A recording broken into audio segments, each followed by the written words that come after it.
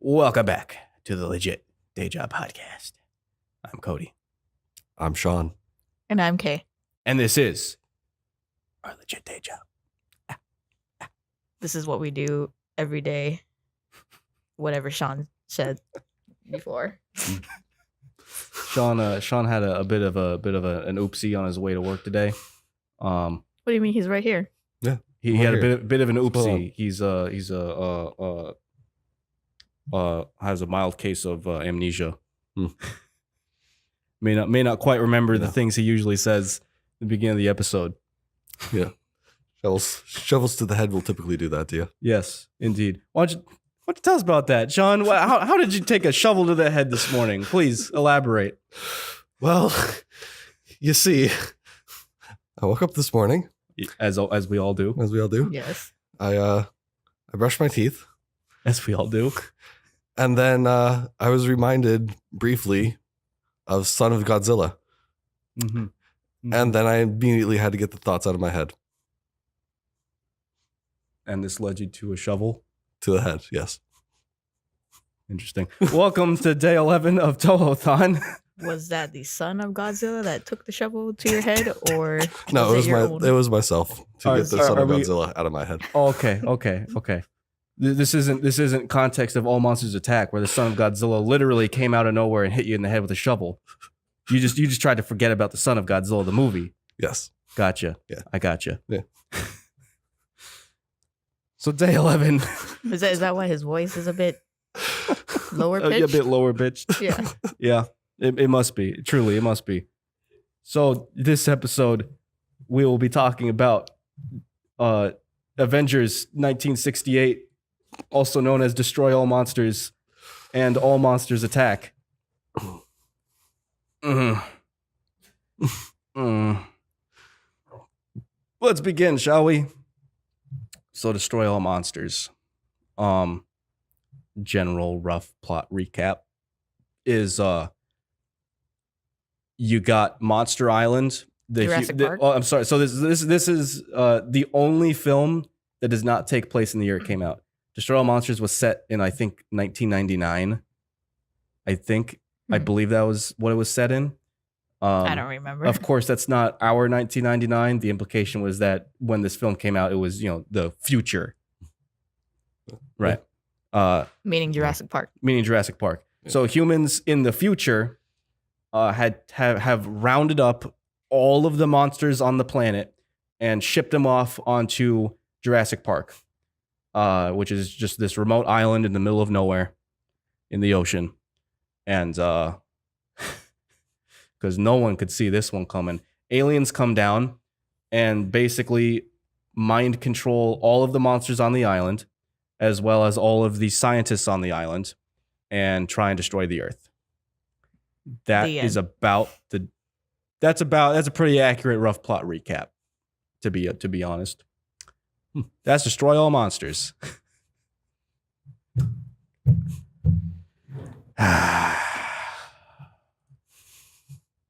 I'm not gonna lie. This film is regarded as a pretty good standout film of at least the Showa era films.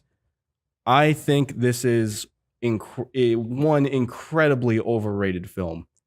I don't enjoy it nearly as much as people tend to enjoy it. You didn't enjoy it? You didn't enjoy their team combat? I enjoyed the monster action. The problem with Destroy All Monsters is there is no monster action. Oh yeah, there's a lot of human. It's fighting. 90% human drama, and it's not even that good. At least in my opinion. The human drama was pretty boring and kind of went nowhere. Especially considering this is really the same plot as Invasion of Astro Monster, just done horribly worse. Because the aliens are uninteresting. The aliens are quite literally space sludge. Like they're space slugs. They're made of like metal. Yeah, they're And then metal. they're, like, They're metal melted. slugs that have human bodies. Like I don't think it was. Were they robots? I don't remember. They're like silver. That's right. They're all not chicks. they're not like mind controlling humans. They just somehow have like human like suits, Features. but the aliens themselves are just space metal slugs that And are like tiny. they're all girls. Yeah, and all the aliens I are never girls. saw one guy. The scientists and the astronauts. The main cast of characters. It's an ensemble cast, and they're all astronauts because the film opens with them flying off to the moon. And in this film context or continuity, there's a human base on the moon. So the astronauts escape the mind controlling of the aliens. The problem I have is that all these characters are boring. Everyone's flat and the same. Everyone's just kind of doing stuff for the sake of doing stuff, as opposed to something like Invasion of Astro Monster, which had like 2 or 3 human characters and could actually make them interesting. You got what Sean pointed out, another incest thing going on. Yeah, you had another brother and sister. She gets controlled, and then he rips out her earrings, and then she's not controlled anymore. Yeah, I wrote that down in one of my notes, which was how did the main character know the earrings were controlling the girl? I'll come back to that. Because earrings always have mind control. Of course. Yeah. I'll It's like the antennas to the brain, right? yeah, you could say that. Let's see. I wrote down in my notes. So humans built Jurassic Park, but then I wrote why. So you got Jurassic Park, right? Right. And Pretty then much. the scientist/astronaut research base, like the place where they study the monsters, is underground on Jurassic Park. That makes no sense to me. Why in God's name? You have an island full of like 12.5 monsters, one of which can burrow underground, and you want to put your base underground on the island with all the monsters. That's a recipe for disaster. They want to be up close I- within the action. I guess, except that they also I don't know, man. I don't know. A lot of the details don't really make a lot of sense in this one, which is part of the reason why I feel like it's just kind of boring. We got that flying ship thing, right? The flying ship. astronauts were. The hope it was UFO? same. Yeah. Was Oh, it the same movie? this film uses a lot of stock footage for the UFOs. So when I say stock footage, I mean it's like as early back as the Mysterians, which was like the 3rd film. Still using that footage. Right. What I did find hilarious right off the bat is so keep in mind, right? Right. This is in context. They somehow they just magically rounded up all of the monsters on Earth, shoved them onto this island, under the pretext of these monsters will destroy. They like have had a history of destroying cities. Thus, let's contain them here where they can just kind of thrive on their own private little wildlife preserve, right? Right. The getaway. It's a They've- mandatory beach resort. Basically, they've even gone to the extent of setting up dedicated countermeasures for each unique monster to prevent them from escaping the island. For example, they've set up landmines to prevent Godzilla from just walking off the beach and into the ocean, like supersonic landmines that give him a headache that prevent him from just leaving.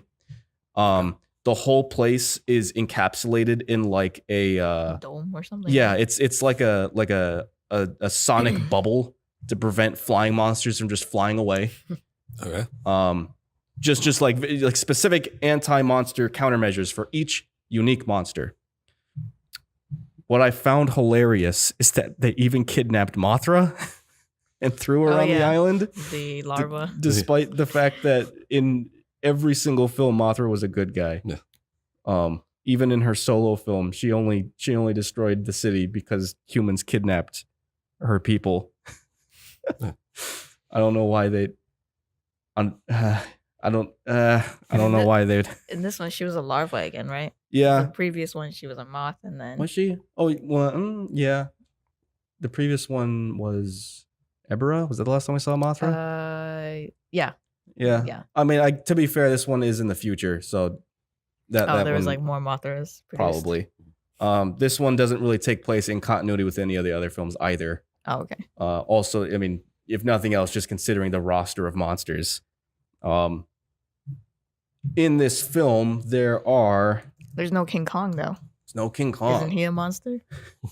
I believe King Kong was intended to be in it, but there is no King Kong. I made the mistake of not writing down the list of monsters, but give me 1 second and I'll pull it up.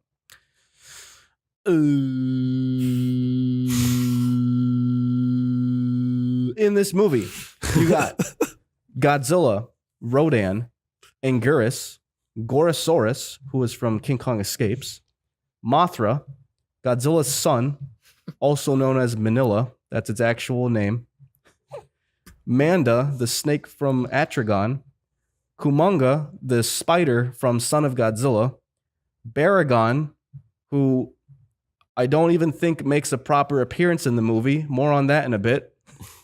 Oh my Varen from Varen the Unbelievably Boring, who also doesn't really make a proper appearance. More on that in a bit. And the main villain is King Ghidorah, who once again makes a return. More on that in just a minute. Oh no! Because you and I both noticed something with that one. Yeah. No Frankenstein from Frankenstein takes over the world. No Frankenstein from Frankenstein takes over the universe, unfortunately. Another thing I immediately noticed. Again, this is basically Invasion of Astro Monster, but just cranked up to 11. Because instead of Godzilla, Rodan, and Mothra, now you have like 10 other monsters in the film. And it's the same kind of premise where aliens come down and they take over the monsters and destroy the world. The only thing that this one was missing was the aliens pulling a fast one on the humans by trying to be good guys. They just skipped that one outright and just jump straight to the aliens just take Being over. bad. So with that in mind, the one thing I immediately noticed were these costumes look like trash. All of the costumes for everyone, the aliens, the astronauts, they all looked like they were from a stage play. Because the humans were all wearing orange jumpsuits. That was supposed to be an astronaut/scientist. The aliens were wearing, let's see, I wrote it down here. Like Alien silver. Jesus was Oh, wearing yeah. a bedazzled onesie. That was the costume to tell you it was an alien. All of the guns throughout the entire movie sound like poppers, like cap guns. Water guns. No. Granted, Like the guns in Those the high-end previous special films, effects. to be fair, they've never really sounded like real guns, but they also never really sounded quite clearly like cap guns. Like these ones just went pop, pop, had no weight to them. Just they pull the trigger and it goes pop, pop, pop. So there's So you're telling me they pulled out all the stops for this one? yeah, they pulled out all the stops on this one. Truly worthy of $200 million yen budget. Which I don't. Is that the accurate USD conversion? I don't know. I'm not gonna say what I wrote down translates to USD because I don't recall if that's an accurate conversion or not. But the budget was 200 million yen in 1968. Let's see. One of the do you remember? I wrote down T-pose of death. I don't remember. Does that ring any bells? No. I know someone jumps out of a window and T-poses all the way down and dies. Oh yeah, because he was controlled. The doctor. That's Yeah, right. That's right. So beginning. in this film, they establish the way the aliens are controlling humans and presumably the monsters, but that's never brought up. But the way they're controlling humans is they have a tiny little bead Mhm. implanted underneath the earlobe, like in the side of your head, like in your neck. It's a tiny little, like a bead, right? Mhm. And that's the brain control device. You take that out and they're good to go. So one of the people that was brain controlled realized that he was about to be captured, so he just jumps out the window and he literally T-poses all the way down onto the Nice. ground. This is like a 6-story building. So it like the camera shows him like I mean he's T-posing because it's clearly like a Mannequin or something, right? yeah, Like a dummy. like a dummy, but it's still T-posing all the way down, and that was quite funny. That was. So, I'm guessing they didn't leave it there. because you just brought this up, Yeah, quick question. yeah. If they require the bead to be behind your earlobe to mind control you, how do they get the bead there in the first place? That's an excellent question. Moving on. Fair enough. Which brings me back to why I wrote down how the main character knows the earrings were controlling the girl. Yeah. Because at that point, it was never established that you could also control people by jewelry. It was established very clearly that it had to be a bead implanted in your neck. And the main character's girlfriend or sister, they're one and the same, really. She was the only human mind controlled from her earrings. He just like ripped it out. He just rips it, like he It's like finally blood. rips them out. Her ears start fucking bleeding. But he rips them out. He's like, all right, that's how she was mind controlled. And she just like lets the girl drop on the floor and everyone just ignores her Bleeding out. because everyone's more concerned about the earrings while she's just bleeding out on the ground. And then they finally give her attention. And they finally Like give her later, attention, which is couple basically a minutes pat on the later. back, essentially. Yeah, this movie's just kind of a slog to sit through because unlike something like Invasion of Astro Monster, which knew how to pace this out. So Invasion of Astro Monster started off right off the bat with humans going off into space. Just jumped right into the action of it and just never let up from there. This one, I don't think they actually go into space until like 15 or 20 minutes into the movie. I think. I could be wrong about that. This was definitely the version of Invasion of Astro Monster that would have been bad because it doesn't kick off the same way that Invasion of Astro Monster does. That's right, because this one opens up with the explanation of Monster Island. Oh yeah. And it takes quite a while for the astronauts to come into play. So the pacing is really bad and the characters just aren't interesting. Mhm. Which is a bit unfortunate. What isn't I also wrote down that the moon base has the color scheme of a Dr. Seuss book. Because they're like every time it cuts back to the people on the base on the moon, like the walls are all green and they're wearing like bright yellow, and the telephones are like red. It was like everything was one flat color, and it was really weird. It was like having colors. Apparently, like they had Google Colors in the other movie. Yeah, but that was different because at least that was it wasn't like it's not, like in this one it's like they just took like buckets of paint and just threw them everywhere. In previous films it was just like the piping. Yeah. Oh yeah. Like the building looked fine and just like piping would be a different color. This one the entire set is just one uniform color. Like everything in the set. It's really jarring. It kind of clashes with the rest of the film because the rest of the film isn't really that colorful. It's very dark, especially at the end. Yeah. Fighting. The good things about this film, as few as there are, I did enjoy seeing all the monster team ups because Yeah, I enjoyed the that first too. the first like 2/3 of the movie the monsters are destroying the city because up until the very end of the movie all of the monsters are under alien control. So the first 2/3 is just monsters destroying not the city, the world, because they like the aliens ship them off all over the planet. So it doesn't even do that effectively. Like it sounds cool because it sounds like a globetrotting destruction chaos film. It doesn't even really do that because it never leaves the perspective of Japan. Yeah, they all It just- come back. They Japan. all come back to Japan. It just says that they're all invading other countries. But even with that said, you do get to see some team ups. Like it's very much like fan service. Like you see team ups that you never really see in any other movies. Like in this one, you got Godzilla, Rodan, and Manda the snake destroying Tokyo. Later on, you get to see Godzilla and Anguirus destroy the city instead of destroying each other. So that was cool. Just there isn't a whole lot of it, unfortunately. I've always, this is kind of a side note, I've never understood why this is called Destroy All Monsters. My entire life, I've always felt that Destroy All Monsters and All Monsters Attacked should have been reversed in terms of titles. Because this one, none of the monsters are destroyed. Except one. Except one. At the end. Just all the monsters are attacking. Versus in All Monsters Attack, which we'll get into in just a minute, which is Godzilla just obliterating all the monsters.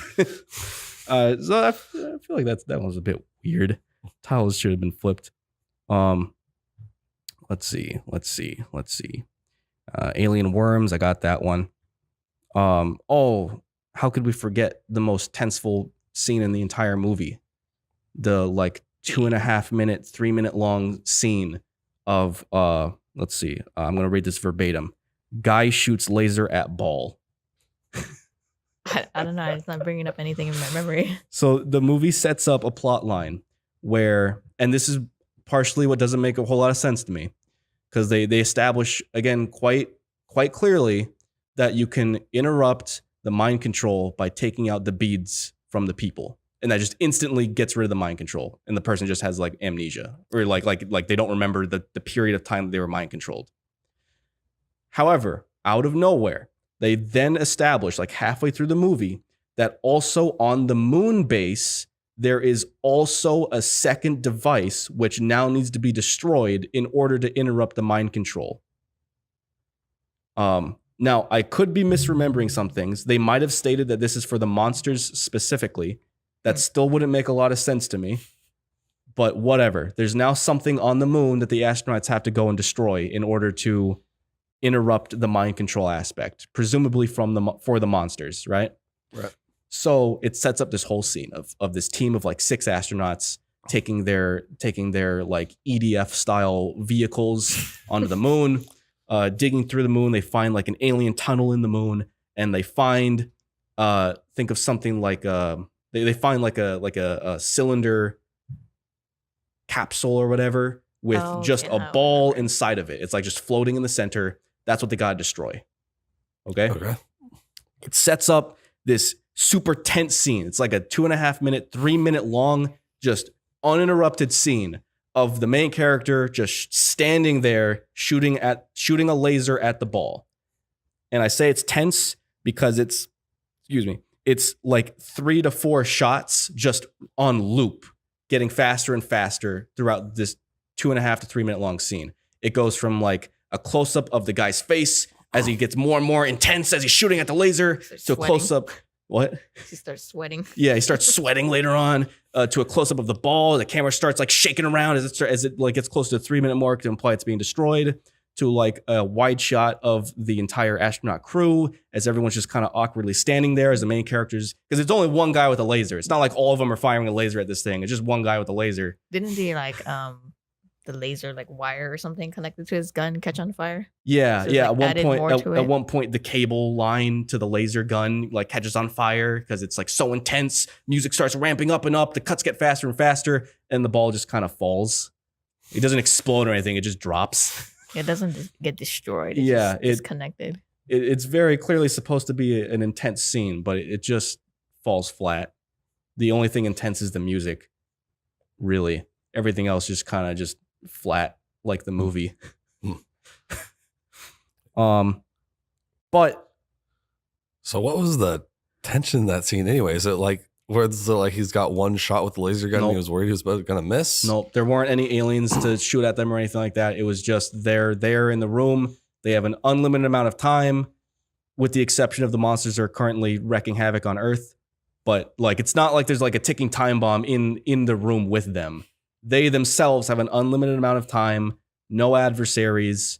The only risk is that their gun almost overheated, but that could have been prevented if they hadn't just kept firing at it for 3 minutes long. Which is part of the reason why the tension falls flat. And that's the intense 3 minute scene that they went with. All right. Yes. Cool. But beside that, the ball's destroyed or just kind of falls, and the monsters are now free. Balls drop. And this is both the best and worst part of the film, in my opinion. The big giant monster brawl, which we can now talk about. Yeah. So the astronauts on the moon, they interrupt the ball, which I'm assuming was controlling the monsters specifically.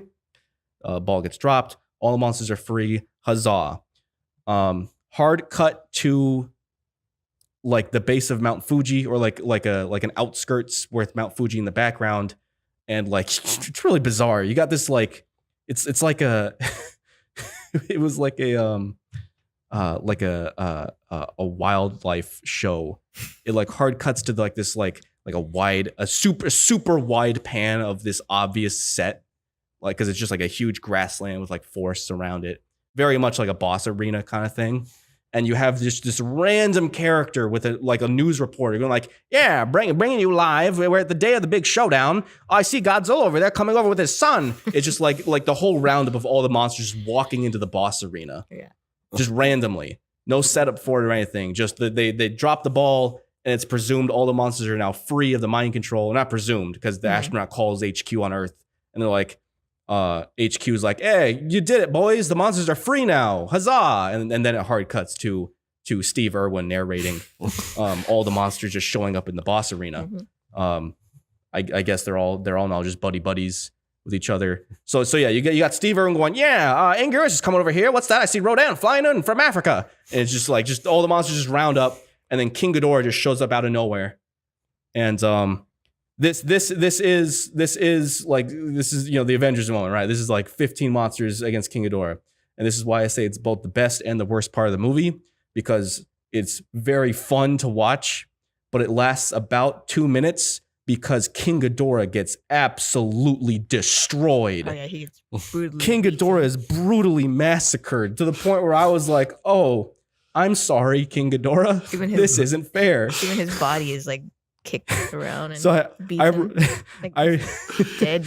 I wrote down. Body. Keep in mind, Sean. Yeah. For context, Invasion of Astro Monster, which had which is a 3v1. Godzilla, Rodan, Mothra. King Ghidorah held its ground against, like, when it was in a 1v1, especially against Mothra.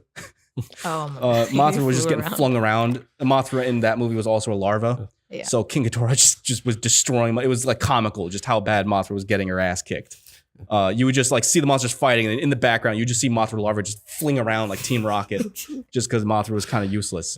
But Godzilla and Rodan held their own, and it was a pretty, if nothing else, even fight, with Ghidorah eventually getting overpowered. That was a 3v1. Now we're talking a 10v1. Ghidorah, the fight was over before it even began. I wrote down every single instance that Ghidorah just got massacred. First, you had, because they all circle Ghidorah like it's like a school bully. And keep in mind, Ghidorah wasn't even like the main villain. It's the aliens. The aliens are still controlling Ghidorah, I think. I don't think that was clarified. Yeah, it wasn't. But either way, it's not like Ghidorah wanted to be there. It's not like Ghidorah was like the one controlling all these monsters, which is also why I was starting to feel bad for Ghidorah, because it was just the wrong place at the wrong time. So all the monsters like circle around it, like the scene out of Office Space where the guys just destroy I think what was it, the printer. Thank you. Yeah, that's basically what happened to Ghidorah. And Anguirus runs up, and I'm assuming you know what Ghidorah looks like. Yeah. Anguirus runs up and bites one of the necks and just keeps like bites it like a mad dog and just keeps ripping at it. Let's go. Bites it again. The neck visibly starts bleeding out. He lets go. Like Ghidorah like whips him off of it, and you can see like all the blood and the gash marks on the neck. Anguirus jumps back and bites the exact same spot. He's just going at it on this one neck. Gorosaurus, which is basically just a giant T-Rex from King Kong Escapes. Right. His whole thing in King Kong Escapes was he was a T-Rex, but he should have been a kangaroo because he kangaroo kicks like straight up. He jumps in the air like 100 feet and just like kicks you down. So every time Ghidorah tries to fly away, Gorosaurus will come up, kangaroo kick it, slam it back to the ground, and keep it pinned down. Godzilla takes one of the heads, throws it on the ground, and just brutally just curb stomps, kicks. Just chokes that head out by just stomping on it over and over and over again. It's like 30 seconds straight of Godzilla just stomping out that head. Meanwhile, again, this is while Anguirus is choking, like biting off the other neck, while Gorosaurus is pinning it down every time it tries to just get up.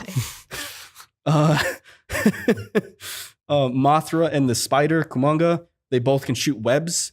So they're also shooting webs at Ghidorah constantly, just like webbing it up so it can't fly away even if it did get up. A lot of these monsters are standing around, but it doesn't matter because they're just there. They're just destroying this thing. Ghidorah is killed just outright, obviously. Yeah. the monsters kind of walk away. But yeah, as you mentioned, not even Ghidorah's corpse rests in peace, because then an earthquake happens and the corpse gets dragged into like a flaming. they just brutalize him. It's really sad. So yeah, teamwork. Yeah. Now that brings me to why I say it's also the worst part of the film, because that wasn't the end of the movie, because the humans hadn't dealt with the aliens, which means that fight, which was over, it was over before it began. The writers wrote themselves into a corner, because now you have the aliens. You set up this big epic fight that you like stacked the odds so heavily against the opposition that it was over in a minute. There goes your big epic climax, because the rest of the film is the humans just killing aliens, and it's not even as entertaining as I just made it sound like. I kind of forgot what the ending was. The ending was besides just the monsters. The ending was well, first of all, Godzilla kills the alien base, because they have a base in Mount Fuji. Yeah, it's like just like an egg. Think of it, really. Godzilla just walks over and just kicks it, and it just crumbles and everyone dies. So that was fun. But the aliens, like the actual climax of the movie, just because they wrote themselves into a corner with the monster fight, was the aliens' trump card, which was a flying UFO that was like on fire and could like insta-kill everything. So the actual climax is the astronauts in their spaceship chasing after the alien UFO and destroying it. Now, what sounds more entertaining, a toy UFO fight or 15 monsters ganging up on one? Because one of those lasts about 2 minutes, the other one lasts about 5 minutes. I'm going to guess the good one is the monsters. That lasts about 2 minutes. And Yes. the 5-minute scene is a toy UFO chase. Yes. That's Yeah. Wow. That's what I meant by it's both the best and the worst part of the film, because they wrote themselves into a corner. There was nothing they could do. They even tried nerfing a lot of the monsters, like Rodan, like I was telling you, Rodan in his solo film. And even in like some of the couple films he was in, like Invasion of Astro Monster, Rodan's thing was he flies around at like supersonic speeds and just decimates everything he flies over. In his solo film, Invasion of Astro Monster, they kind of kept that. They nerfed it slightly, but he was still like a threat in the air. In this one, Rodan just causes a gentle breeze by flapping his wings on King Ghidorah. Like they did everything they could to nerf all of these monsters. I think Godzilla uses his atomic ray once on King Ghidorah. They did everything they possibly could to nerf these monsters, and it still was that stacked of a fight. It is a bit of a shame, because that would have been something epic if that was like just like a 15-minute like epic brawl. I don't know what they could have done to unstack those odds. Maybe, I don't know. The only thing I could think of is that instead of King Ghidorah, they make a new monster that actually poses a threat to 15 other monsters, or just give King Ghidorah a power up. Maybe, I don't know. But it was fun for what it was. Most entertaining part of the movie. Most entertaining fight of the movie, which was over before it began.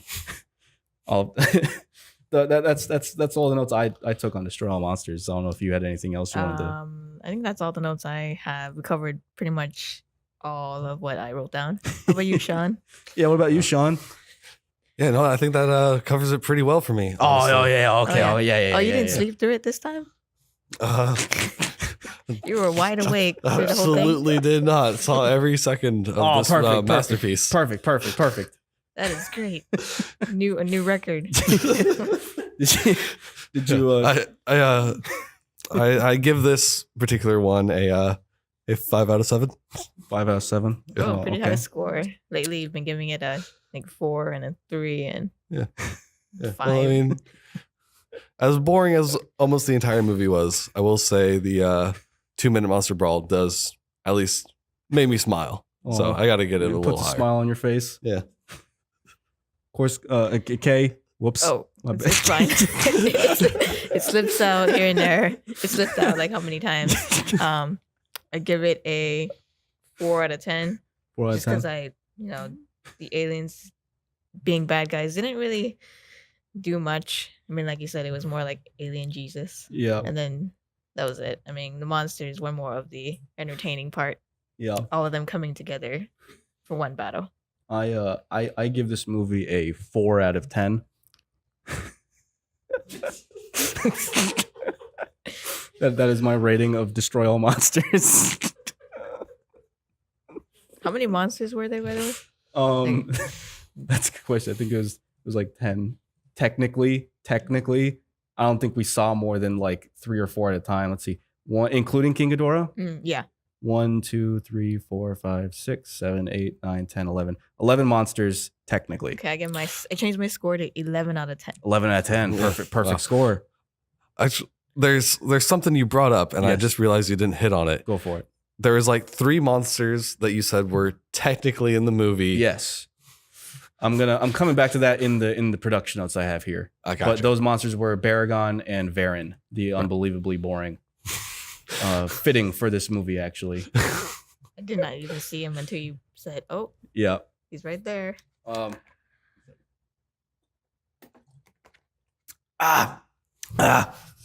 So Don't mind that. That was Don't mi- static. don't mind that. That was you just static noise. Some interference there. So let's move on to some fun facts about the movie. Yeah, starting off with continued tradition at this point. Noteworthy alternate titles. Oh boy. I'm gonna start with Finland's title. This one I enjoy just because, just like Invasion of Astro Monster, I don't know what country it was, but there was an alternate title for Invasion of Astro Monster that I really liked just because of the title was a statement, which was the title was something like the space monsters are attacking. No exclamation point, no period, nothing. It was just a statement. Just the space monsters are attacking. That was the title for Invasion of Astro Monster, which I found very humorous. This one has a similar one. This one's from Finland. The monsters are threatening the world. That's it. That's it. No, It's a statement. No exclamation point, nothing. Just a statement. The monsters are threatening the world. I like how that's more accurate than the title that we actually have. Yes. These last two ones are, I don't even know. You want Italy or Germany? Oh, Germany. Oh, I'm guessing Germany. Frankenstein has to do with something with it. Oh, Frankenstein Oh, definitely has something to do God. with it. Good old Germany. Pulling a classic Germany. Here's the German title. Frankenstein I and knew the Huh? I knew it has to do with like Frankenstein. Oh, all the obviously. time. The title is Frankenstein and the Monsters from Space. Monsters as in plural. Frankenstein and the Monsters from Space. Okay. Thank you, Monsters Germany. from space. Somehow, Italy's title is even more batshit crazy than Germany's title. You ready for this? You want to guess what Italy's title is? Italy. I can't think of anything that comes to mind because I know Germany's has like a default Frankenstein. You want to guess? Jurassic Park with No, monsters. that would be amazing, though. That should have been what we called it. The Here's- Mysterians. Here's Italy's title. You ready? Right. The Heirs of King Kong. What? Wait. but That makes no sense.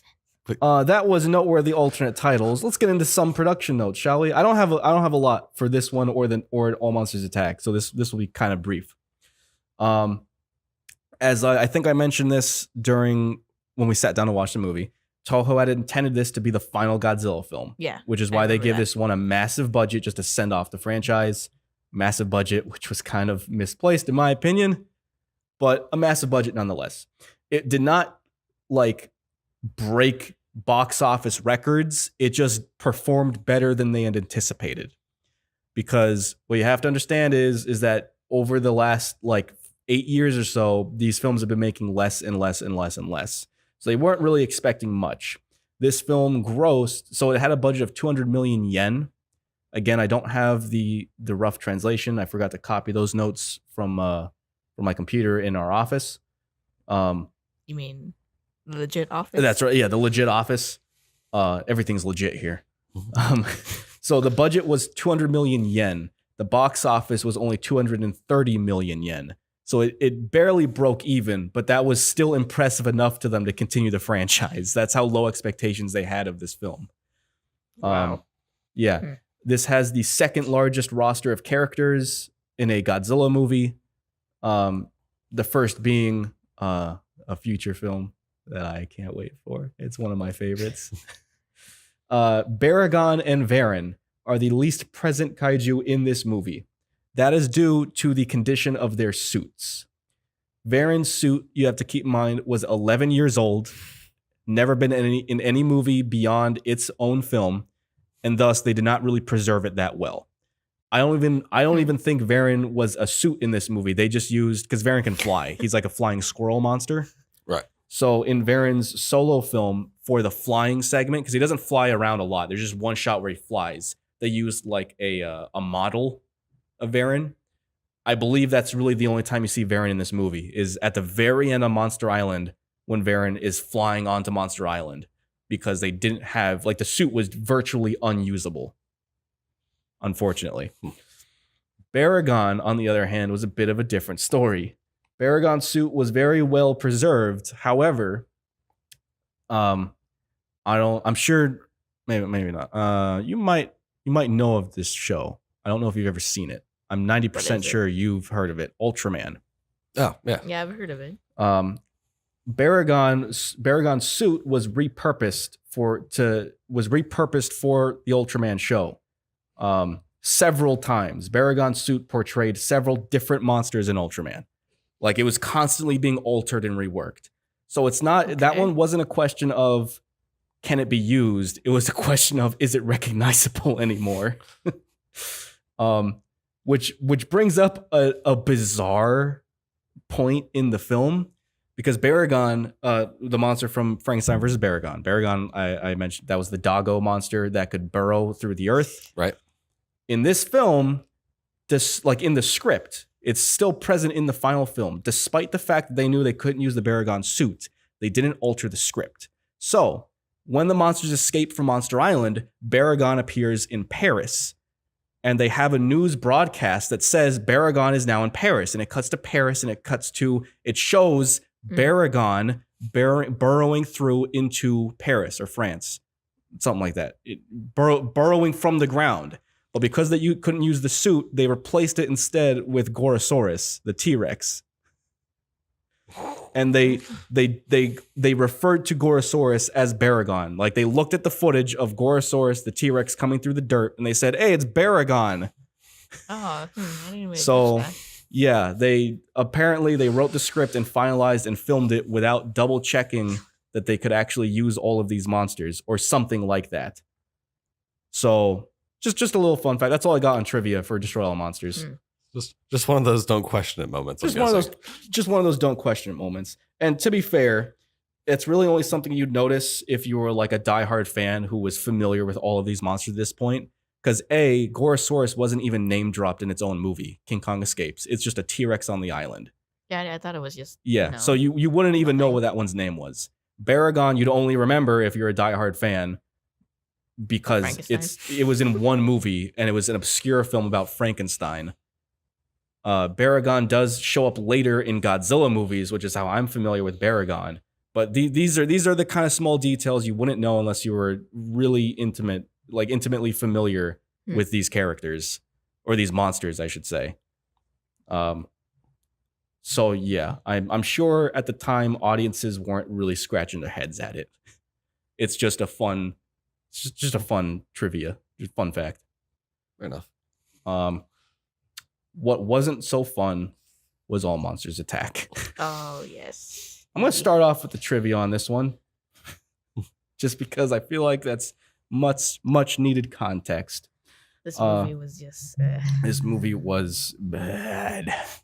So, Toho expected Destroy All Monsters to be the send-off to the franchise. They blew their load with Destroy All Monsters. They gave it a massive budget. Far more than any other film, I believe. I mean, 200 million yen, that's not a whole lot of money USD, but that's a lot. Mhm. A lot more than they usually gave these movies. So they overcompensated with All Monsters Attack when they realized, hey, people still want to see these. They were in a bit of a tricky spot because they spent all this money and it didn't really make that much back. So they didn't really give that much of a budget for All Monsters Attack. Thus, the entire film is basically just stock footage. From a lot of different movies. Specifically, I wrote down it uses excessive stock footage from Ebra, Horror of the Deep, Son of Godzilla, King Kong Escapes, and Destroy All Monsters. Due to the massive budget constraints, All Monsters Attack was also directed by Ishiro Honda. However, they gave him such a tight budget that Ishiro Honda also did the special effects because they just didn't have the time or the money to bring back Eiji Tsuburaya. That's why it came out the way it did. That's why it came out the way it did. And it is, for obvious reasons, regarded as one of the worst Godzilla films, tied only with Godzilla 1998. That's how bad both of those movies are. That people regard 98 as bad as the hour-long stock footage movie, and that the hour-long stock footage movie is regarded as so bad it's as bad as Godzilla 1998. It's a double-edged sword in that regard. I don't know, man. Who's that? What did you hear that voice? Yeah, do you hear Where'd that something? come- Oh, It's our legit coworker. All right. oh, our legit ghost. Oh, Oh. That was all the fun facts on All Monsters Attack. So the general plot recap, with all that said, of All Monsters Attack. it was a trip. It's a trip, all right. So in All Monsters Attack, it takes place in the real world, as in Godzilla are just fictional characters like movies and merchandise and whatnot. Yeah. It's a bold choice. It follows little boy. I don't even think they ever said his name. They just referred to him as Kid, I think. I don't remember his name. I don't know. It's a little He boy. had a name, but I'm sure he had a remember it. name. I just don't care. It follows a little boy who is afraid of his school bullies, and so he through acid trips he gains the courage to fight his bullies. And some gang members. And Or- the wet bandits from Home Alone. They make a cameo appearance in this film. Yeah. The kid is obsessed with Monster Island, presumably from Destroy All Monsters. He's constantly referencing Manila or Minya, Godzilla's son. Mm. He's obsessed with them. Like his life dream is to go to Monster Island. For reasons. So his acid trips are him imagining himself on Monster Island with all these monsters, and Godzilla's son being able to speak to him in Japanese. Like Godzilla's son is now the size of E.T. He like shrinks. He shrinks. I mean, he has the power to grow though. Godzilla's son, because he rubs his tummy and he goes from E.T. to Son of Godzilla size. Right. It's an acid trip. It's quite an acid trip. And then the wet bandits, they kidnap the kid because they're thieves and they stole a bunch of money. And the kid finds the money and they're like, "Hey kid," the reason why they kidnap him is so stupid to begin with. It's not like he stole the money and they want it back. Nothing like that. One of these idiots, the wet bandits, like these are like comical. I wrote down this is basically a slapstick comedy because these two are so damn goofy. One of them drops his driver's license, his ID card. The kid picks it up and takes it home. He doesn't. It's not like the kid knows who they are. Just the kid. This is in an abandoned building where the kid likes to hang out for some reason. Okay. Yeah, the wet bandits are hiding in this abandoned building. That's logic. Like that. Okay, I'll buy that. They're on the run, right? Mhm. Sure, they're hiding out in an abandoned building. Why the kid goes there is beyond me. Because this kid is such a pussy. He can't even. When I say school bullies, I don't mean like jocks or anything like that. These are all like elementary school kids. So yeah, they're all like between 6 and 10. So these quote unquote school bullies is like a group of like 3 little kids who say, "Hey," like they just like talk somewhat aggressively at this kid. It's not like they threaten to beat him up or anything like that. They like take his radio thing and Yeah, they call him like a chicken. yeah, they call him a chicken. And they guy off that guy off of the That's right. Yeah, thing. the main conflict at the beginning of the film was the kid, the main character. He finds this thing on the ground. It's irrelevant to the plot. He finds something on the ground, like an old like piece of a radio or something like that. Right. And there's this painter like painting on a billboard, and the school bullies, this group of like 3 kids, comes up. They take the radio part from the kid and they say, "Hey, it'd be funny if you made a loud noise to startle the painter off of his ladder." And the kid goes, "No, that's rude." And they call him a chicken. And then the kid cries and runs away. That's the extent of the bullies, and he can't stand up to that. Oh, and then they ask him to join them. Right? Oh, that's right. And they want him to really join their frat. And he cries and runs away because they called him a chicken. But Gang. the girl ends up joining them instead. Yeah. The main character has a girl with him. She's not relevant at all either. She just kind of disappears out of the movie. But they call him a chicken and runs away. I think she even like joins the bullies when he starts crying, and she's like, "Yeah, you chicken." So yeah, that's the conflict of the movie. And I bring that up because again, that's how much of a little chicken he is, and yet he's perfectly fine running into this abandoned building. Like this thing is so creepy, I wouldn't go in it. That's how abandoned we're talking like a 2-story, like rundown, basically hospital looking thing, where all the ceilings are caving in. It's like unstable, like. And he runs in there. It's all dark. Like the scene is in broad daylight, but he walks in and it's like dark as hell. And he walks in and has no problem chilling in there. Like, no. I'd be worried about a flaming homeless man coming out to stab me or something. And on top of that, his dream is to go to the island with all the monsters on it. Yes. Well, keep in mind, in context, this is through and through a kid's film, obviously. But in context, because Godzilla and all of them are fictitious, it can be inferred that they also exist in a kid-friendly fashion. Okay, I guess that's fair. Especially since all of the films of the last like 10 years have been getting more and more child-friendly. That's been a push that these films have been trying to go for, and it all kind of accumulates into this movie, which is just through and through a kid's film. So it can be, I can suspend my disbelief on that one plot point. That's not saying much though. So the kid goes in the abandoned building where the wet bandits are hiding. One of those goofballs drops his ID card. The kid picks it up. He's like, "Hey, cool. Something neat I found." And then that's all the reason that these bandits need to go kidnap the kid and hold him hostage, because they don't want their ID cards getting out and people finding out that the thieves are there. All because of some ID. All because of an ID card. That's it. But that ties back into the kid's acid wet dreams, because in this wet dream, you have Godzilla teaching his son how to stand up for himself against a new monster in the film. It's like this ugly. hideous thing. I'll show you pictures of it. Yeah, it's like the monster version of a hag from The Witcher. It's disgusting. It's blue and it like makes it's it green. Green. Yeah, blue. it's disgusting.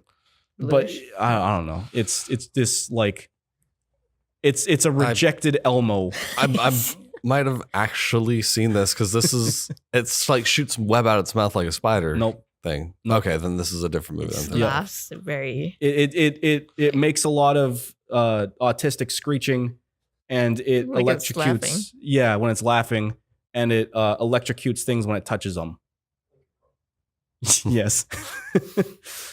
So that's the monster conflict, like the non-stock footage monster conflict is Godzilla teaching his son, because this thing it's just beating on Godzilla's son the entire time. Like it just messes with him the whole time. And so this film is as a parallel to the child in the real world. Godzilla is trying to teach his son how to stand up for himself. Except in this context, it's Godzilla teaching his son to stand up to a monster 3 times as big as it that can literally kill the monster in one hit. The new monster, because Godzilla's son is, just a stupid little baby, and this monster like fries things it touches. But that's the parallel to the kid in the real world versus the wet bandits, because as I mentioned, the monster fight is spliced parallel with the kid escaping from the wet bandits. So whenever Godzilla like breathes fire on the new monster, the kid in the real world is like firing a fire extinguisher onto the wet bandits. Right. Whenever I don't remember some of the other parallels. Baby Godzilla like punches a dude, like the monster in the balls. It hard cuts to the kid punching the guys in the balls or something like that. It's very much Japanese Home Alone in that regard, but just with an acid trip parallel to monsters fighting.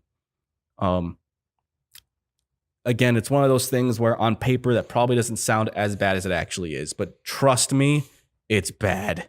It is very, especially with that theme song in the beginning. Yeah. So that's kind of the not really brief plot recap, but let's dig into some of the notes we took. I mean, I don't know what you took. Oh, I only took like 3. Yeah, I didn't take a whole lot of notes on this one because I was just, my brain hurt so much watching this movie. The film opens with like 2 minutes of the main character, the kid, just singing, and it's nails on a chalkboard. Mm-hmm. It's so bad. Yeah. It's basically like how I put it. What is it, like Naruto singing? Yeah, Because it sounded like him singing. It's I wrote down it's a Godzilla movie through sheer technicality. Like it's a Godzilla movie only because it happens to have stock footage of Godzilla going around the island killing monsters, and that the kid is having an acid dream about him being on Monster Island. But this isn't a Godzilla movie. It's a movie about a little kid beating up the wet bandits. Yeah. Oh, there was one thing I genuinely liked about this movie, but I'll come back to that. That'll be what I wrap this up with. Yeah. I didn't like anything from this movie. Let's see. I already talked about the kid tripping on acid through the whole movie.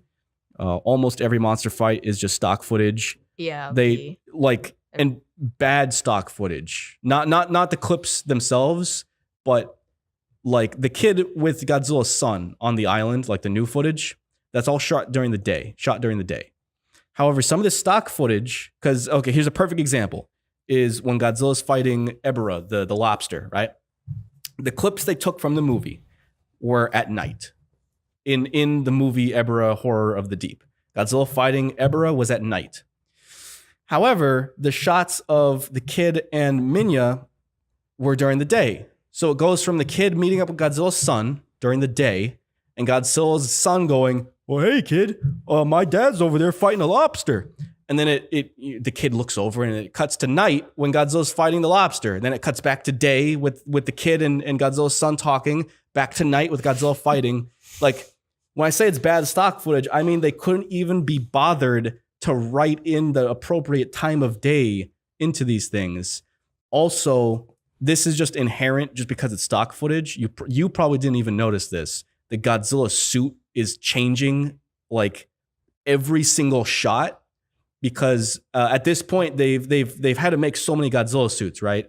I think by this film there's been like 6 different Godzilla suits over the last like 12 Godzilla movies for one reason or another.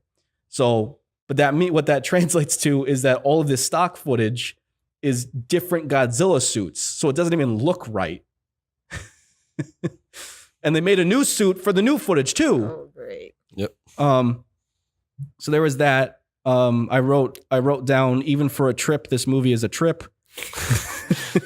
It just felt like push down the stairs. Yeah. It just felt like I was watching the Ebirah of the Deep again, or the same thing. It felt like I was watching an anime abridged series, but where the joke wasn't that it was an abridged series.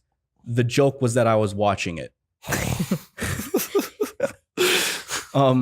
This one I found odd. You probably didn't notice this just because this is one of those things where if you're really familiar with these movies, Die Hard fan or something. yeah.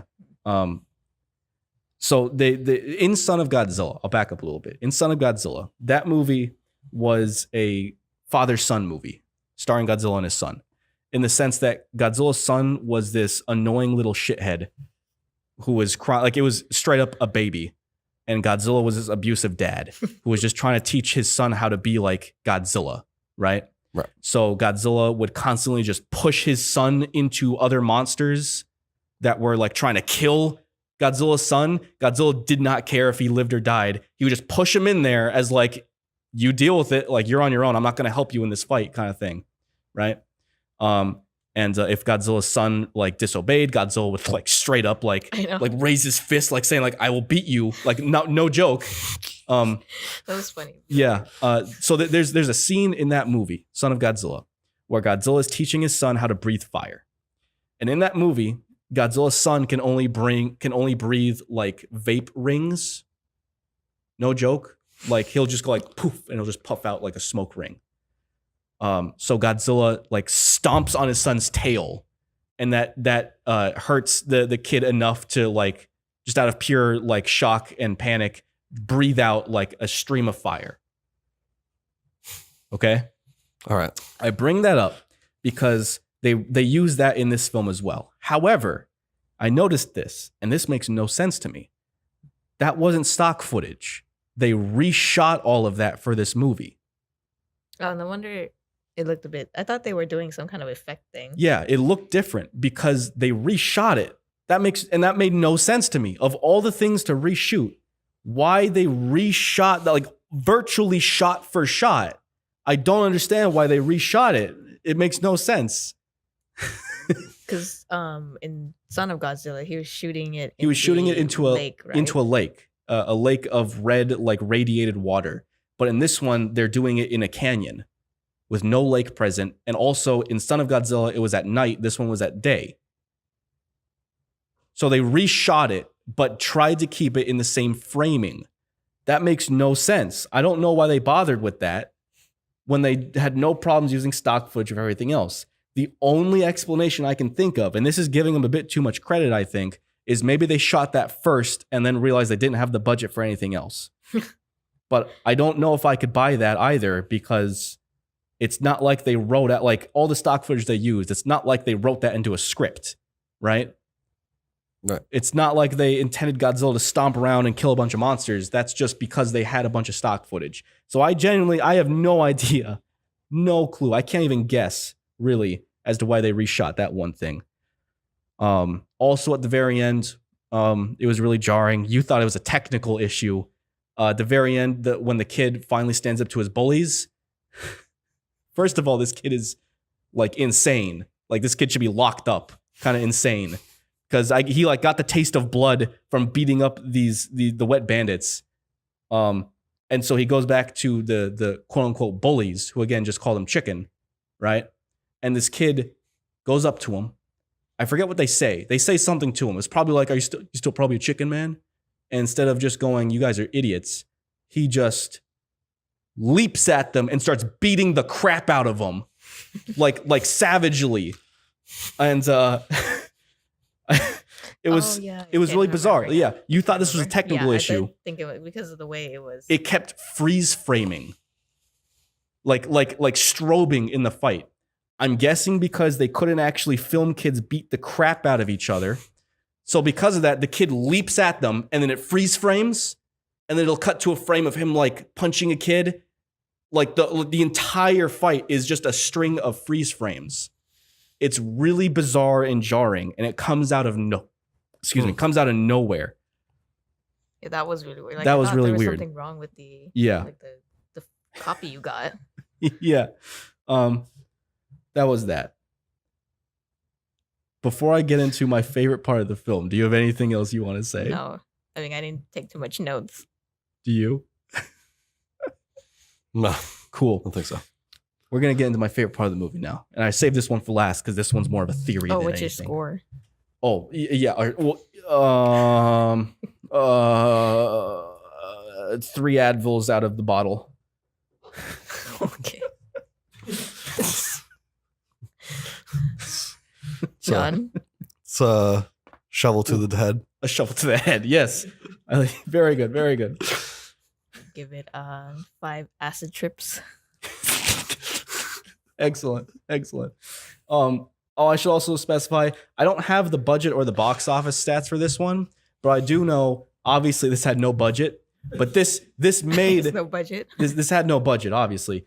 Box office, this made more money than Destroy All Monsters did. What? This was a smash hit, and I don't understand it. But anyway, on to my final note. This is my favorite part of the film, and I say this for last because this is more of a theory than anything, right? Right. So the kid,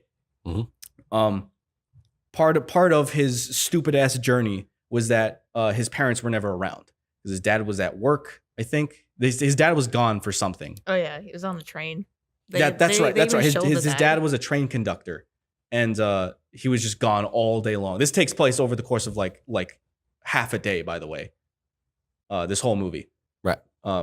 It's like half a day, and so yeah, his dad is conducting on a train all day long, and his mom calls and says that she's I don't remember what her job was. I don't think it matters. She's pulling like a triple shift because she also won't be home until like the following day.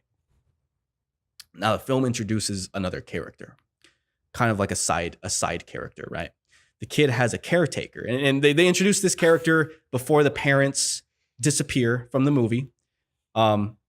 They introduce there's this toy maker who the kid like hangs out a lot with. It's this like the old guy, like an adult. So that's a bit weird on its own. But the kid like will just frequent this guy and just hang out with him. He makes toys, right? Now he's important in the plot because when the parents like disappear out of the movie, the mom calls the toy maker and she's like, "Hey, can you just watch over my little shithead for us? We're gonna be gone all day." And the toy maker's like, "Yeah, no problem. I'll take care of him." Mm-hmm. So that's that character. This is my favorite part because this is the same actor as the anime villain from King Kong Escapes. So my theory is that this is a prequel to King Kong Escapes and that this is the tragic backstory of the anime villain. Allow me to elaborate. Oh, God. So the caretaker, he's a toy maker who looks after the kid, right? Now, we don't know anything about the anime villain in King Kong Escapes, just that he is obsessed in King Kong Escapes. The anime villain's main goal is that he is obsessed with obtaining this rare material for absolutely no reason. And that he knows of monsters because the film opens with him building Mechani-Kong, just a metal King Kong, right? But in this context, King Kong is a myth. So somehow he knows of monsters and he knows of them so well that he built a metal King Kong despite never seeing King Kong. You know where I'm going with this? Can you kind of put the piece together? King Kong is on Monster Island in King Kong Escapes. And he's after this rare material. So I believe because this kid is always talking about Monster Island and all of the monsters that are on it to his caretaker, the toy maker, I think that the kid was actually killed by the thieves, right? That the ending was intentionally skewed from the perspective of the anime villain. And that the anime villain was so heartbroken, so torn over the kid that he had a strong connection with being killed, that he went mentally insane and became just as obsessed with the prospect of Monster Island as the kid was, right? Thus turning him into anime villain, and would explain why he's obsessed with these monsters and why he builds or why he's obsessed with finding these monsters, which leads him to Monster Island, in which case he finds King Kong, which is all the proof he needs because no one believes that these monsters are real, either in King Kong Escapes or All Monsters Attack. So he finds King Kong and he's like, the kid was right all along, damn it. I gotta do this for him. And he builds a metal King Kong, and that's his plan. I feel like there's enough evidence to support this theory. Thus raising this film, in my opinion, to a solid 10 out of 10. It is truly a work of art. Oh my gosh. They pulled a fast one over all of us, really. Masterpiece, truly.